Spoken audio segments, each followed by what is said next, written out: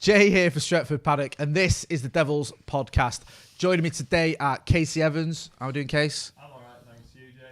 Yeah, not too bad. We'll get into the reasons why in a minute. Joe Smith, of course. Joe? How the Devils are you? Oh, nicely done. Never gets old. It's a new one I'm trying. And from our friend over the pond even, John Shin. How are we doing, John? Hey, what's going on? Pleasure to be back. What time is it there? Actually, it's 8. It's not too bad. Oh, in that case, yeah. You guys giving me a little bit more time to get out of bed, so we're okay. Oh, it's usually 6 a.m. for John when we're filming these, so he's had a bit of a lie-in this morning.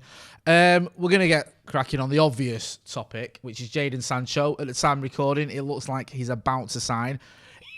There's talk and expectation and rumours and stories that he will get the number 7 shirt. I'm going to ask you first, Joe. Yes. The number 7 shirt, Yes. Since Ronaldo left, I read it somewhere. Cristiano Ronaldo left for Real Madrid in 2009. I think that shirt, or the players occupying that shirt, have scored a total of, I think, 15 league goals. And you wouldn't have wanted any more in that time, would you? 15. When you said, I knew it was a lot, but when you say 15, I think it's 15, yeah. It's really staggering, the amount of goals that they've managed to score in that time. I mean, 15, what is that? An average of over 1 a season, which is... For me, anything that's what you're looking for from a sort of a talisman, isn't it? 1.5 goals a season, brilliant. Yeah, it's not been great, has it? Who has been the owner of that shirt in that time? Valencia. We've had Michael Owen, Memphis, Di Maria. Did Valencia? Yeah, you said Valencia. Yeah, Valencia had it, and then was like, "Oh, I don't like this anymore. You can have it back." Sanchez, of course, and then Sanchez finally, who looks like you said to be going to Inter Milan, roughly the same time that we are getting Jadon Sancho. Well, I didn't say that. You mean like you said? I never said that. Well, all right. Yeah, you're putting words in my mouth. I didn't say anything about like Sanchez going to Inter Milan. So what you're lying for? The Jadon Sancho bit is happening soon. Yeah, and I was going to say, like you said, that deal looks to be happening soon. And at the same time, I am now saying that Sanchez looks to be going to Inter Milan. We'll have a word after this. No, but it's one of them where it has been bad, hasn't it? And I wouldn't even blame the pressure of the shirt on any of them. Maybe Valencia, who came out and said, like, I don't want the shirt anymore, put me back to what I was. But other than that, I just think it's the players haven't been right. Like, obviously, Owen, you know, he did all right for what he was worth. Goal. Yeah, he scored that goal. Scored a couple of goals in the Carling Cup against Barnsley, or Rotherham, whoever it was. Barnsley, I was at that game. He scored against Leeds as well. Yeah, see? He loves scoring against Yorkshire clubs. But I just think we haven't picked the best players to take that role. Memphis obviously was a young player who looked promising, never quite did it for United. Michael Owen, what did you expect? Valencia gave it back. Sanchez and Di Maria, they're ones where you kind of think that shouldn't have happened. But I don't know. I reckon Sancho comes in, give him the number 7. Don't worry about the pressure of the number 7 shirt. He's already got the pressure of being 100 million pounds or whatever it is. He's already got the pressure of, you know, being the thing that United fans have for so long talked about, being the big sort of missing link in our attack as a right winger. If you can handle that pressure, number 7 is just a little bit extra on top, innit? I won't worry about it. What about you, John? Do you think that Jadon Sancho has got the sort of right attributes, the right personality to fill that number 7 shirt, the one that's been so problematic over the last 10 years? It does, but I think there's an interesting choice of words. I think the word filling the number 7 shirt, I think that kind of needs to, as much as this might sound horrible, I don't think filling is the right word. I think there needs to be this new connotation to the number 7 shirt. Of course we have to honor and respect and live up to the greatest expectations of players, you know, over the years of history that we have with the number 7 shirt. But with that being said, I kind of agree with what Joe is saying. I think it'll also be a nice, maybe not a change of pace, but it should be a nice new era to try and to instate that new number 7 meaning for somebody like Jadon Sancho, and you know, these young kids to come out and you know, honor that number 7 is a huge honor in itself. But I don't think adding extra pressure by saying, oh, you need to be like Ronaldo, you need to be like, you know, Beckham, you need to be like these old players and live up to their legacy. I don't think that's necessarily all that healthy. I think what we need is to try and push this language of, hey, you guys are leading this new wave. You guys are leading this new era, this new charge, these new youngsters with Martial, Rashford, Sancho, Greenwood, you name it. I think you guys are going to be at the helm of this new era. And I think that's more the language we should push rather than the whole, oh, you're going to live, the names of Antonio Valencia, Di Maria, and Michael Owen. You know what I mean? Like, jokes aside, you're going to want to try and allow them to, create their own little history. Big boots to fill. What do you think, Casey? Do you think that we do put too much too much attention towards that number shirt because of the likes of Cantona and Beckham and Ronaldo, or do you think it is a little bit sort of overplayed how important that is for Manchester United? I think the number 7's kind of had that history behind it, and we tried to do it a bit with the number 11. Like, we were like, after Giggs, it's like, who will carry on Giggs' legacy? But it's like bringing it back to that shirt. It's kind of like, it is just a number, and I feel like some players have got in their heads about it. Age is just a number. Yeah. Aaliyah. We're not bringing that back. No, not from the last Devils podcast we were on. Whatever. But it is, players need to stop getting in their heads about it. I mean, the thing is we say the 15 goals thing, but I think it's 15 goals. I said this before. Di Maria wasn't actually league goals that bad in it. He got 4 goals. I think it was 11 assists in the season, which is not a... He started off well, then he got player of the month, I think, in his first. And Memphis did as well. I think both Di Maria and Memphis were player of the month. Yeah, in the he did that season. lovely chip against Leicester before he got sent off. A lovely chip. And then the wheels came off. Yeah, so I don't think he did that badly. I mean, yeah, we have this expectation, but we should have that expectation on every player to perform as well as that. So it shouldn't be put on the person who's wearing the number 7 to be the person who carries us forward and everything like that. It should be the whole team should do their jobs and we should win.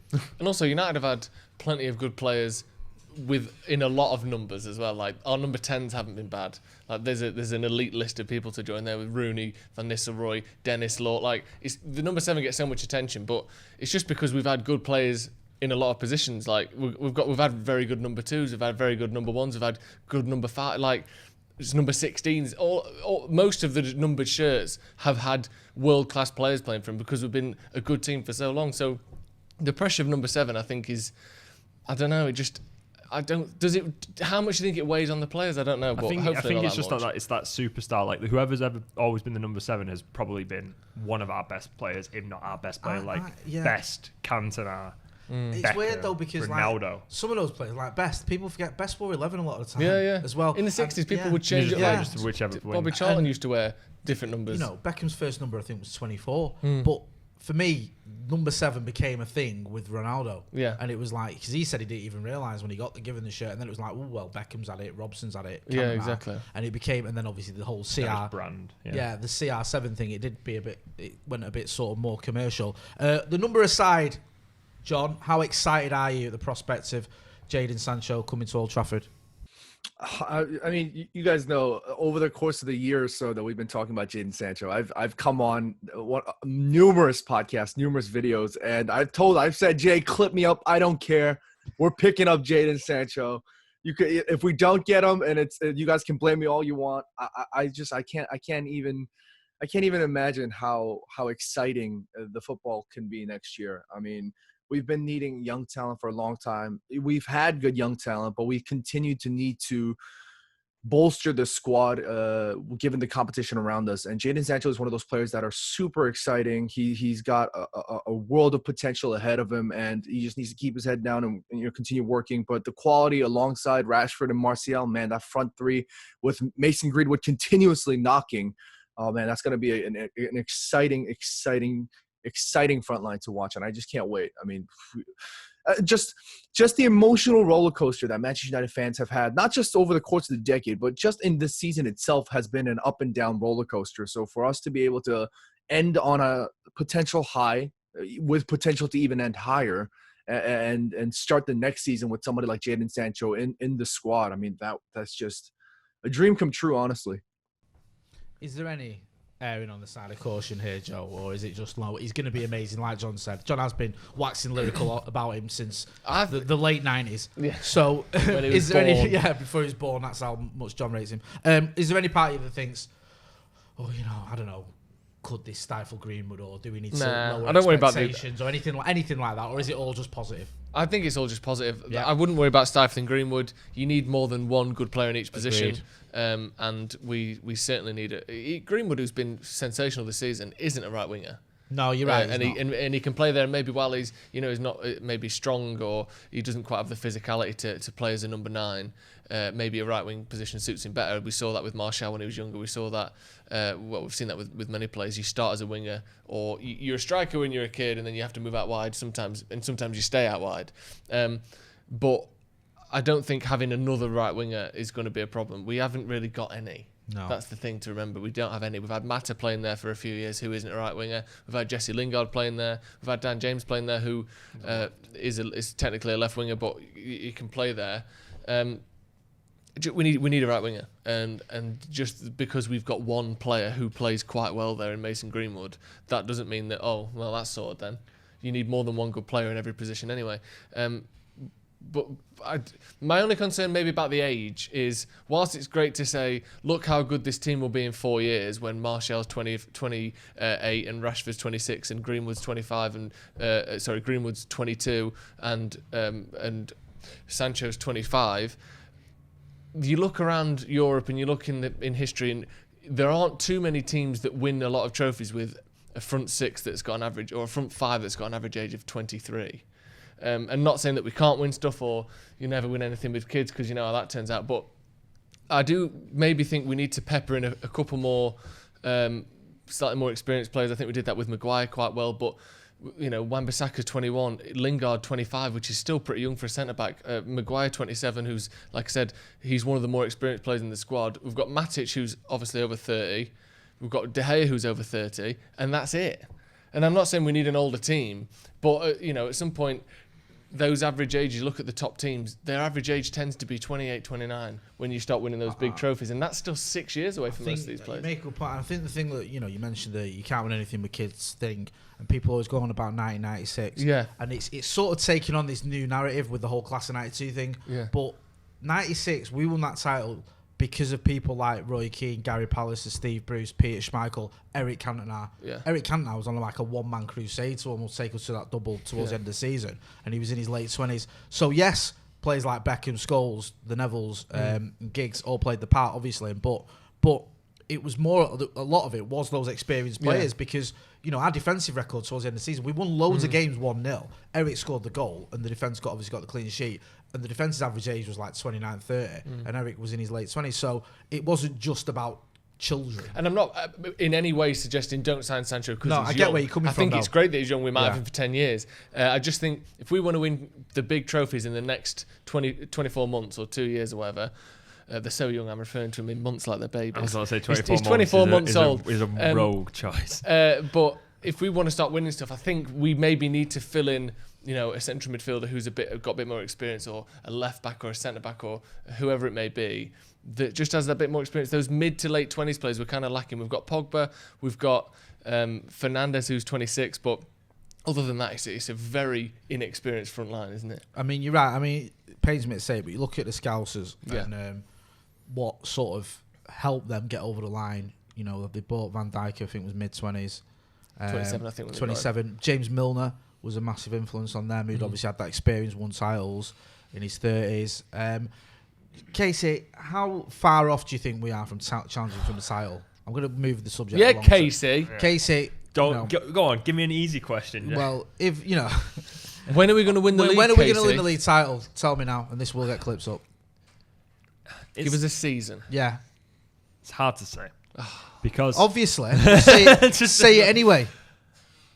The team with Sancho, the front line looks like it's sorted. Like Joe said, it's finally we actually have someone who can play on the wing, playing on the wing. Because the thing is, we've been playing Mata and Lingard there, who just preoccupy and go into the number 10 spot, sort of thing. We've had Di Maria and Mkhitaryan, and we bought both of them. We stuck them in the middle. And sorry to interrupt you, but remember as well, we've only just got a proper right back this season.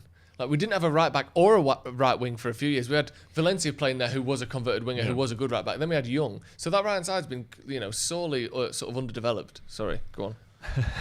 Sorry, I just needed to say that. Thank you, Joe, for that interesting point and get it and supplementing my argument. But the midfield looks like it's the first team's good, but it definitely needs squad depth. I think because Squad goals. as I've said multiple times in like fan cams and stuff, once Pogba and Fernandes come out of that midfield, you kind of lose a lot of creativity. So you need someone who can prop that up a lot, and that's what Liverpool do well, is that their midfield, however, it's more functional than What, creative. you mentioned the Scouts as well. Was that not going to do anything? I'm sorry, you brought them in. For I this know. He said no win the league such and they thing. are the champions. They to are be currently fair. current champions, God, but get over they've it. got a functional midfield, but they can rotate anyone out of that midfield and put someone in. Like they can take Henderson out, put in Fabinho, and they can take out Wijnaldum, they can put in Oxlade-Chamberlain. Like there's always someone else who does the job as well as the player that just Call him took out. Wijnaldum. Is that his name? Wijnaldum. Right, sorry. That's go on. how Steve says Widge, probably. He's got it off Steve. Steve's probably said Wijnaldum Go on. once. And Sorry, I'm not one for pronunciation. I think we need another centre back. And I feel like we need a season to bed in with those players and see what happens, and maybe get used to playing in the Champions League again and having that high level competition and challenging in cups and stuff like that. But I can see us challenging in a few years. Definitely. In a few years? Maybe 2. Right, okay. So 2022 Really will win the league. willing to put it all on the line Yeah. with that prediction. John, you're the most positive guy I've ever met. Go on. When are we going to win the league? I was also gonna say 2 years. 2 years? That's being optimistic, though. You have to understand, we're coming out of a pandemic here. Economically, financially, all the clubs are across the board are going to be rattled. And Manchester United are not a club that's going to be, absolved of this problem as well. I'm sure we're probably having financial situations as well. However, that being said, ideally speaking, from an optimistic standpoint, let's say we were to continue investing potentially like a Jadon Sancho. Let's say we are continuing to, up the ante here with respect to bolstering the squad.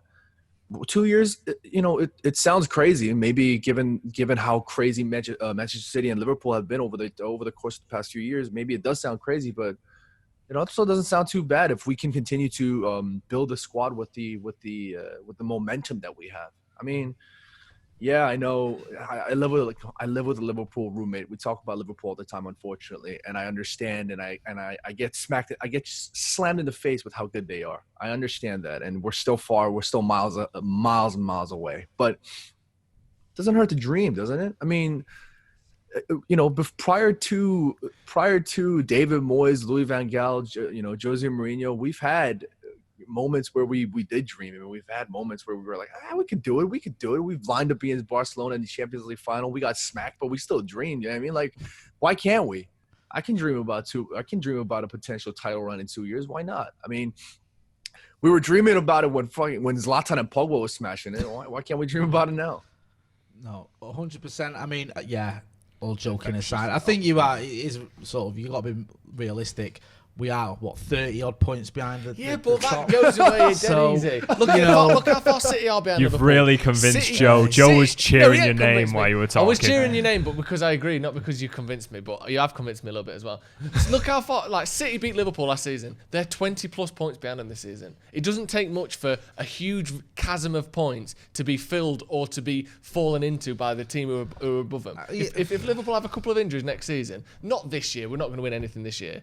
Or we might win something, but as in the 2020-21 season, we're not going to win the league next season. But Liverpool's average squad age is 29. Yeah. So they're going to either have to start selling players or giving those players a one last contract or bringing new players in. It doesn't look like they're going to be strengthening too much again this season based on what Klopp said. And as good as Liverpool have been, and they've been very consistent, and there was that whole thing of 99 points out of a potential 105 that they'd won at one point around Christmas time. But we've seen with Man City this season, we've seen it with Manchester United a couple of years ago. You have a big change, or at least one of your major players is injured for a large portion of the season, and you can drop 20 points.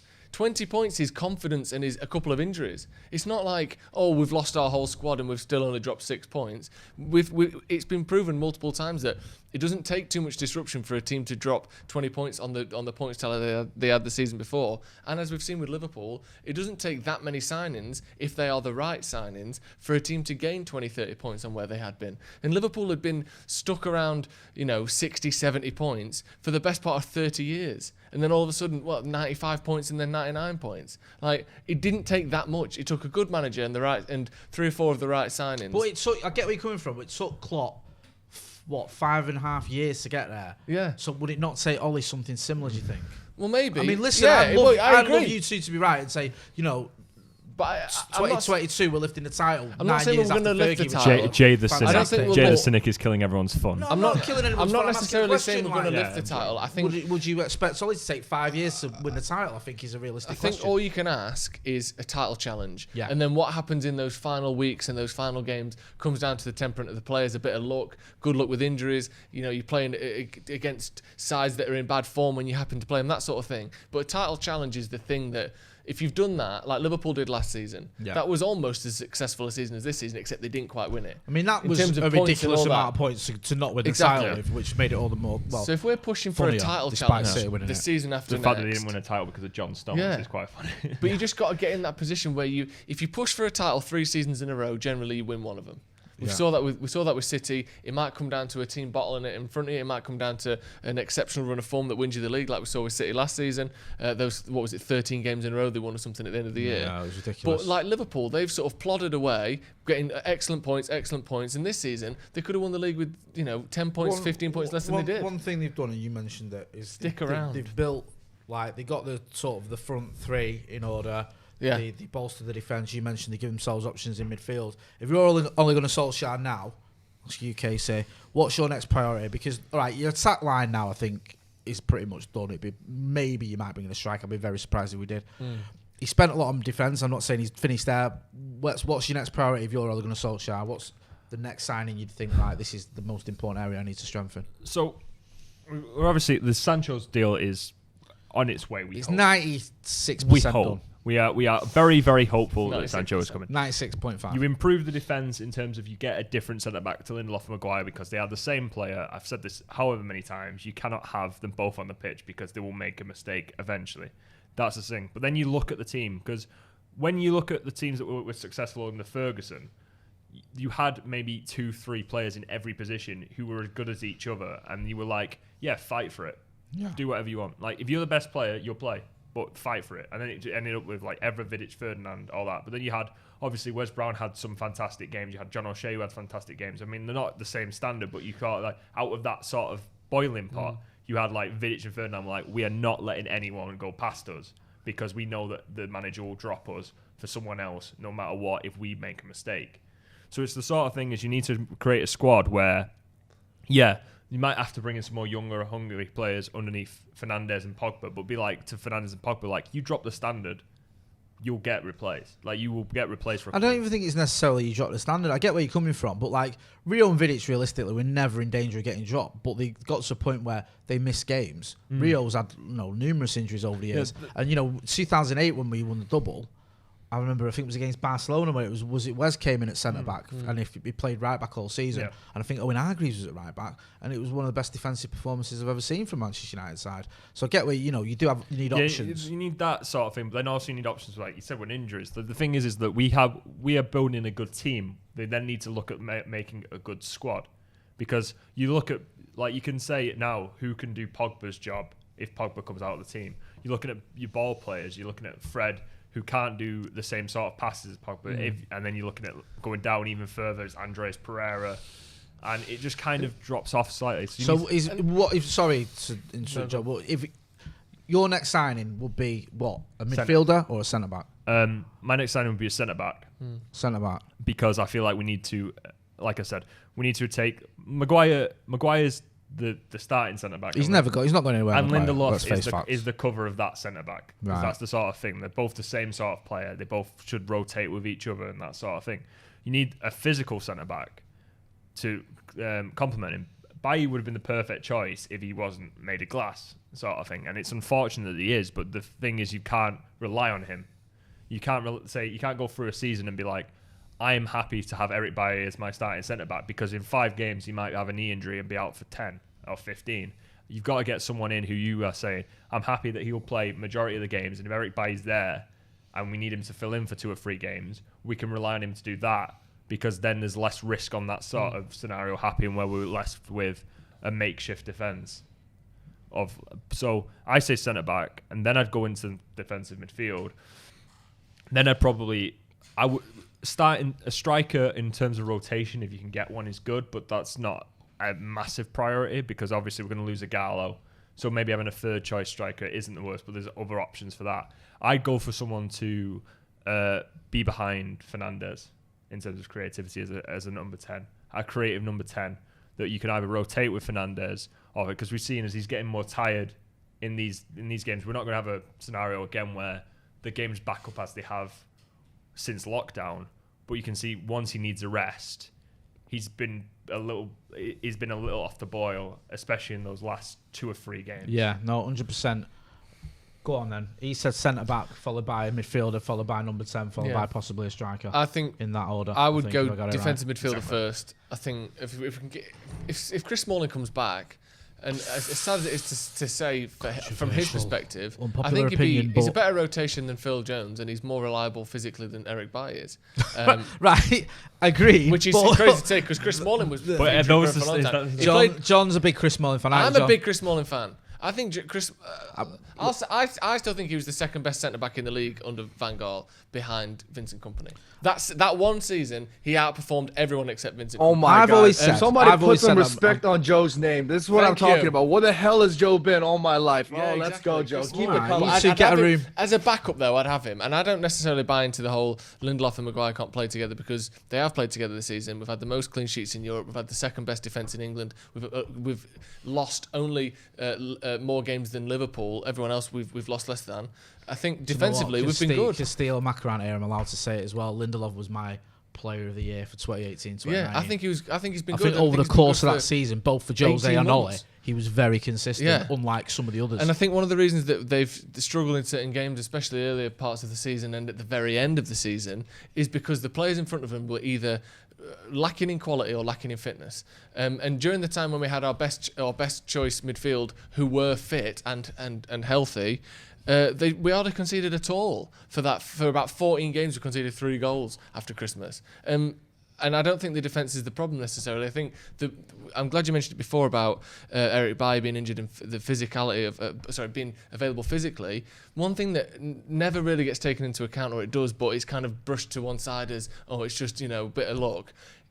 Injuries is such a massive key to winning the league, and being lucky with injuries, it's so huge, and it's unfair because you can't coach it. It's not up to the managers. Certain players are excellent players, but if they're not playing, it doesn't matter. We've had our best player injured for 9 months this season. Liverpool, you look at the teams who've won the league. City had problems this season, having won the league easily, or not easily, but with loads of points Well, last year. yeah. They've dropped loads because of one player being injured. That was Laporte, yeah. Yeah. Well, that's You look funny at because they lost Leicester, De Bruyne the the season season before, didn't yeah. it? But we're able to manage it. We're able to manage it. Better, But it but- depends who's injured, obviously. Yeah. But you look at Leicester, the season they won the league, no injuries. Liverpool, no injuries. It's huge. I take a point of someone who's not in the title challenge, but if you actually look at it the way it is, Southampton did very well in the back half of the season. They got where they were with Danny Ings getting 22 goals. In every season prior to this, he has been an injury-prone Exactly. player. If he got injured for any point in that season, they were I think one done. of the reasons people don't focus on injuries is because it isn't coachable and it is luck. And you don't want to sort of spend all your time worrying about luck. But I think the fact that Harry Maguire played every single minute this season in the Premier League is absolutely massive to the reason why we conceded 30 less goals in 5 more games this season than we did last year. John, what do you reckon? If you're Ollie, where's your priority? Joe sort of said that he doesn't think the defence is as bad as been made out. Obviously, we are. I think if we do get injuries, you can't account for that. But if someone like Pogba or Bruno was missing, we're in a little bit of trouble. So where would you be prioritising? If you're Ole Gunnar Solskjaer and you're kicking down Ed Woodward's door right now, who are you demanding? I think Joe was spot on, but just to add on to that, I think availability is so crucial. We're not even talking about quality. We're talking about availability. It doesn't matter if you play a 10 out of 10 every game. If you're not available, you're not available. And that whole bit about Pogba was spot on. We were missing it for so long. And to add with what Casey was saying, there are teams around us over the past few years even that have shown that, if you have the proper replacements, especially in the world of football where there's just so many games week in, week out, you have to have the right squad and the right replacements to be able to adjust the squad and do well and to continue to perform. We've seen that with the likes of Spurs over the course of the few years.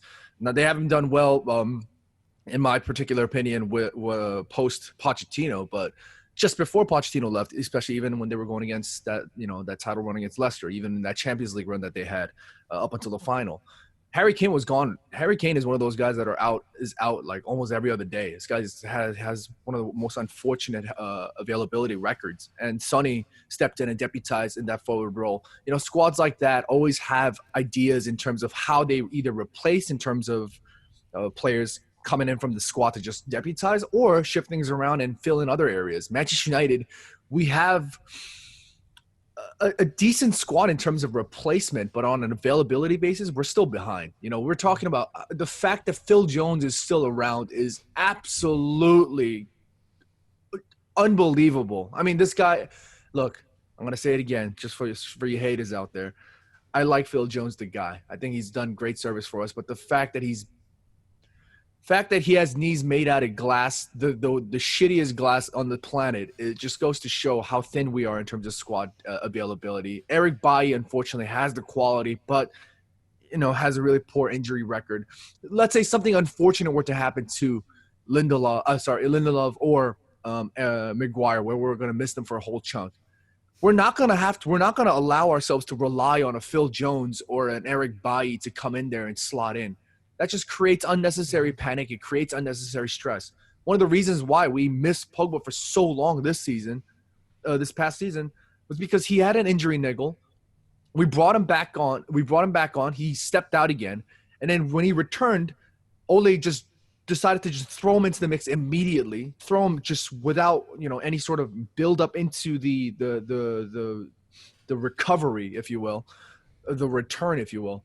And in Ole's defense, he had no choice. He had to throw him in. We were in a bit of a pressure, but things like that added to more pressure and added to more, trauma, because we ended up losing Pogba for even longer. We ended up losing Rashford for a bit there too. So we have to add players. I'm sorry if I might have went on a tangent, but we have to add players based on availability. And I think center back is definitely a position that we continue to need to bolster, and we continue to need to refine. We need to refine. I think that's more of a better word. We can add numbers in midfield. We can add numbers in attack, and then maybe there we can worry about quality. But purely from an availability perspective, we need to add to the center back position immediately, and that's the most biggest concern for me. When I'll just ask you this, John, you say about adding a centre back, and everyone sort of mentioned that, and I get where you're coming from. But is there a danger? I mean, what worries me is we're going to go out and we're going to get a player. We've been linked with a lad from Lille and a couple of others as well who are like £27 million players, and it's like, if we bring them in, are they better than Axel Tuanzebe? Are they better than Eric Bailly? Or are we just swapping one 7 out of 10 defender for another 7 out of 10 defender? Do you get where I'm coming to? Do we need to go out and go big? Or is it just a case of bolstering the squad with another defender who's probably at Axel's level? I completely empathize with the fans on that respect. And while I love our youth players, while I love Axel, I love Timothy Fosu-Mensah, I love these guys. I think they definitely have the potential. But if they're not getting games and if they're not being allowed to sort of thrive and get their opportunities more, maybe behind the scenes there are people who think that they just don't have what it takes. Who knows? I mean, nobody knows what the discussions are in the back end office, but we just need to sign somebody that's going to be able to give us a bit of a more assurance. And if they don't believe in the quality or the potential of Timbo or Axel or any of these players, then we have to sign them. I agree that I personally don't see right now, unfortunately, maybe this might be controversial, but I just don't think that they have the quality to add to that potential, if you will. So like, I don't necessarily think that Axel is going to be able to come in and do a similar job to Victor or Harry. With all due respect, I love Axel to death, but I just think we need somebody else in that echelon.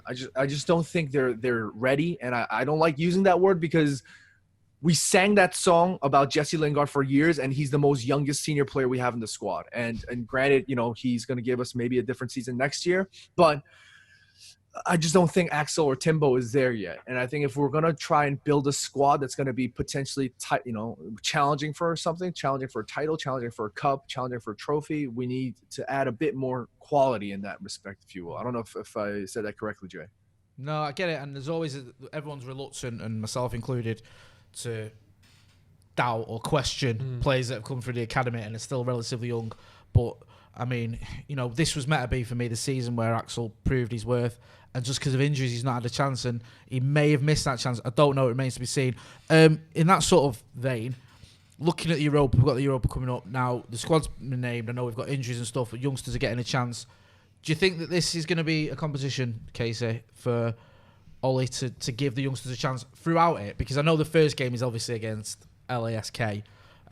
Well, we're 5-0 up.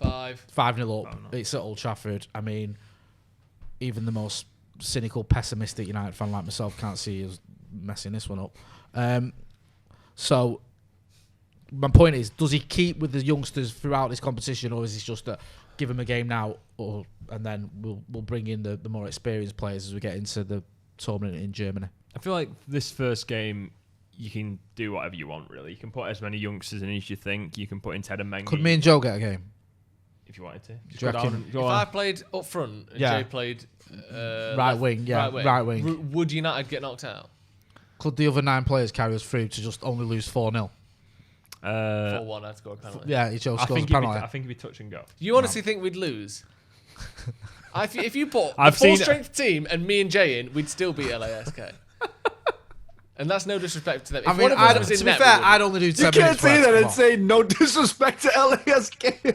no disrespect. No disrespect. Actually, a let's be 40-year-old who's never remotely A played lot any of decent level of disrespect. football. And Joe, who doesn't take it very seriously. Quite frankly, a lot of disrespect to LASK. We'd still win that match. Carry on, Casey. Sorry, we interrupted you there. If you put me in, we might lose. True.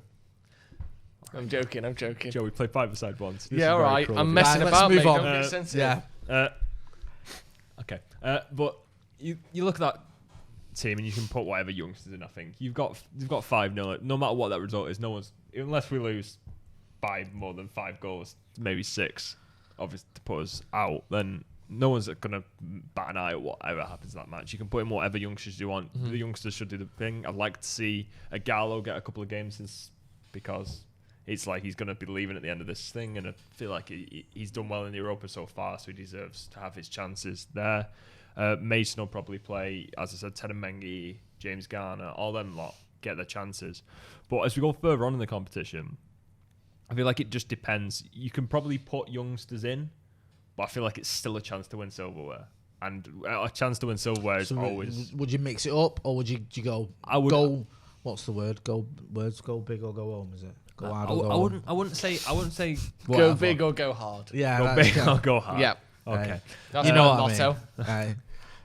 Do you think though, semi-final, all he's looking at it going, or quarters even going, this is silverware, top 3 in silverware is an amazing season for me. I feel like you always have to look at silverware as, if you have a chance at silverware, you go for it. You don't mess about. Like, I would say you have to, there's a line you can play, whereas it's like, we can play some youngsters, but we still have to take this seriously. We can't be like, just all the under-18s play. Yeah. So Right. I feel like players should play, like Fernandes, maybe rest for 2 games, then play again. That's what I was saying the other week. Yeah. Marcus and Fernandes are the ones that I think need the rest the most. Yeah, definitely. But players like Greenwood, I feel like Greenwood wants to play. I feel like Garner, I feel like Pogba should probably be given a rest, seeing as how he was injured and then just kind of came back and played every game. So it's...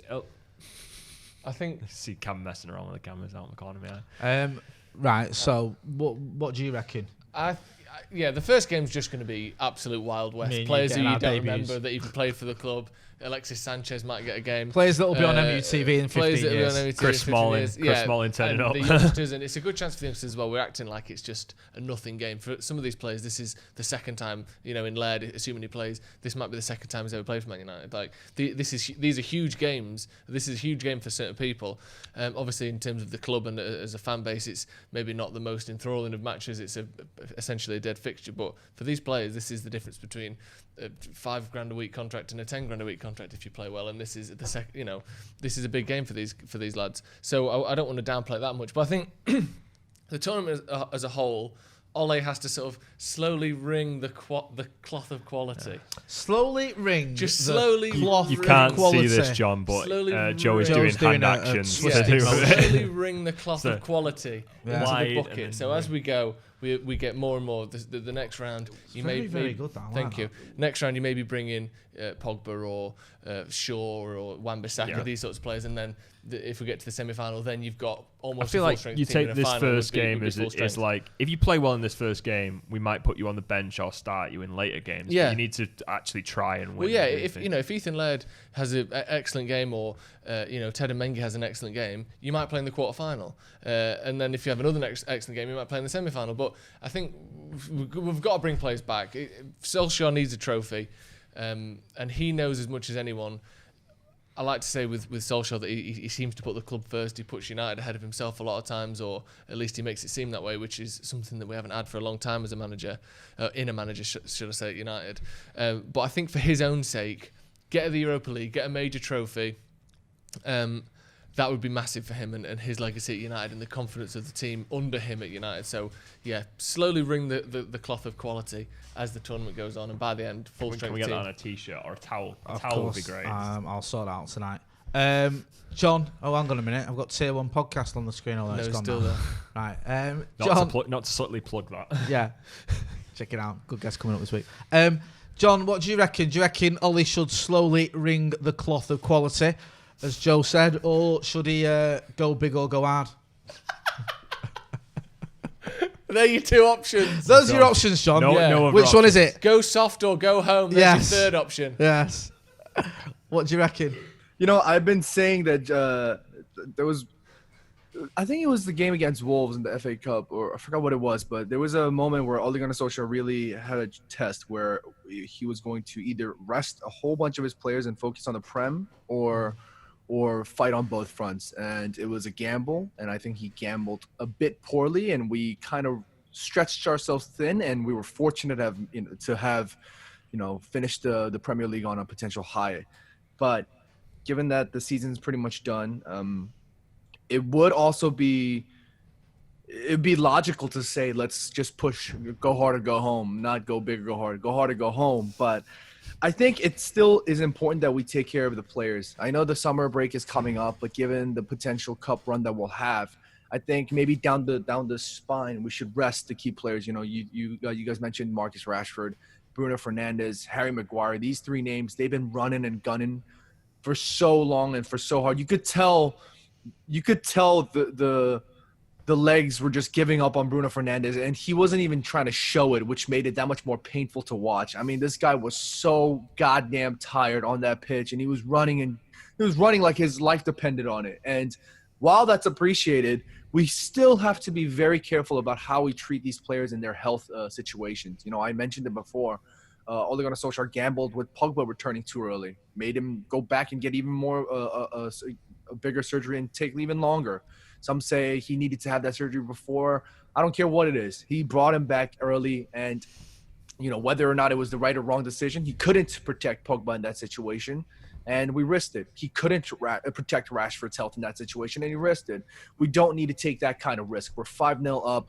Right now isn't the time where we go hard or go home, but this is the time where we sort of mix in the crowd, bring in those young players like Joe mentioned, give them the opportunity. This is the chance of their lifetime to get themselves even closer, to get themselves one step closer to the first team squad, to the first team, and get themselves one step closer to achieving their dreams. Why not? This is an opportunity. This is the kind of game where you rotate and allow the bigger boys to take a break, take a rest, and prepare themselves, for the much more crunch games later. Yeah, I get where you're coming from, and I agree. I think this is it. It's almost a complete tap in this one, isn't it? Play Lee Grant. Sorry? Play Lee Grant. Give Lee Grant. It might be again. another. Was it Astana where we had the likes of Lee Grant and Garner? Interesting about Lee Grant. If you look at the players when they tweet or post their Instagram, all the winning teams have Lee Grant in it. Just goes to tell you something. You know what I mean? Maybe he's the key. Yeah. Forget the Henderson, De Gea debate. It needs to be the Lee Grant, Henderson, De Gea debate. And John obviously thinks Lee Grant should start. So we'll end it on that. I think that's a good part. That's our title. John Shin, quote, Lee Grant should start and we'll win the title. I think was if I put the two quotes together. That makes perfect sense. Which is how quotes work. That's how quotes work. Famously, You take Yeah, the- you you just take take the two bits and slice and separate slice ones. them. Mash. Just put So them you together. take out the parts you don't like. Yeah. Take out any context. So or, Lee Grant will win us the title. Yes. Says John Shin. yeah. There you go. We'll It's like the Morecambe Wise. It's like it's all the right words, but not particularly in the right Yeah, order. exactly. exactly. John, thanks for joining us. Where can people find you? What are you up to? Well, you guys can just come chat with me on Twitter, Mr. John Shin. I haven't been doing much on YouTube. Just been preparing a new potential podcast series with my friends here. But other than that, just hanging out on Twitter. Hanging out on Twitter. Go and follow John Swin on John Swin on Shitter. John Shin on Twitter. That's his brother. Hey, forgive me. John's twin. You know where to find Joe. Joe shit on Smither. Joe Smith. Oh, Twitter, Yes, and you're doing watch along, aren't you? Yeah. Have you got a Bruno Fernandes coach? We've Is got he Bruno joining Fernandes you? as coach. I think he's joining us. We've got Stephen Howson. We've got me. And we've got Adam McCullough on the watch along on Wednesday, tomorrow. I'll be doing the Tier 1 podcast later this week. We've also got a big interview coming up, which you'll want to check out. That'll be good. Casey, you've done the news, done a good job. Yeah, apparently. Lots of people loving you. I'm very proud of you, Casey. Yeah, Thank you. good lad. It means a Hey. lot to me. Thanks Do for you know all what the I love. Hey, It means a lot. yeah. Where can people find you? On Twitter, Casey_Evans_ and on Instagram. It's linked somewhere. You'll probably You'll find it. find it. You'll find find it. it. You'll find us. He's You know not where hard to find. He's us. making it easy for you. Guys, don't forget to hit like, share, and subscribe. Don't forget to hit subscribe. That's what I was. Yeah, I've just said that. I'll repeat it anyway. Don't forget to hit subscribe. Subscribe. Because James We're James getting loads of falling views, but we need apart more. here. We need more subscriptions, and also there's membership as well. membership. There's lots of things you can. Yeah, if you click become a on. member, you get extra podcasts, you get behind the scenes videos, you get loads of extra stuff for becoming a member, and you help the channel out as well. So if you want to do that, do it. And even if you don't want to do it, still do it. This has been the Devil's Podcast. That's been John Shin. That's been Casey Evans. That's been Joe Smith. I've been Jay Motti. Thanks for watching.